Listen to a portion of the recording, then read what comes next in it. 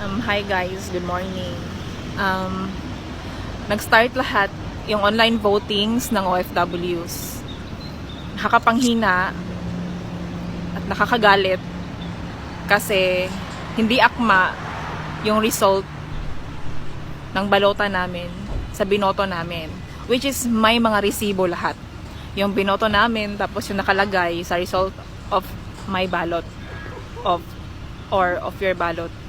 Now, out of 12 na binoto ko, yung pumasok lang is 3 or 4. Tapos yung the rest, hindi ko binoto. Kasi I vote PDP laban eh. Vote straight. Tapos plus 2 na dalawa na yung sinabi ni Kong Pulong Duterte. Now, COMELEC, paki-aksyonan to. Kasi hindi talaga okay.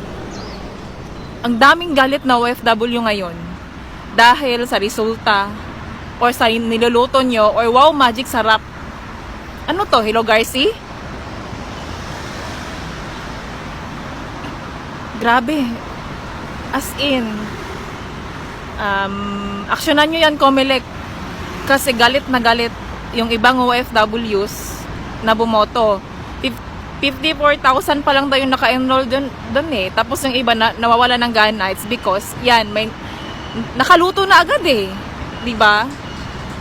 Sayang yung boto. Kaya lahat ng OFWs bumoto kayo, screenshot nyo, screen record nyo para may laban tayo. Kahit ireklamo man natin yan, yung pinuno ng COMELEC, kaalyado ni Bangag. May karapatan tayong magreklamo kasi botante tayo eh. Tanginang berno to. Ay, pakiaksyonan lahat. COMELEC. Huwag paabutin sa... Basta, ang hirap magsalita. Ay, bye.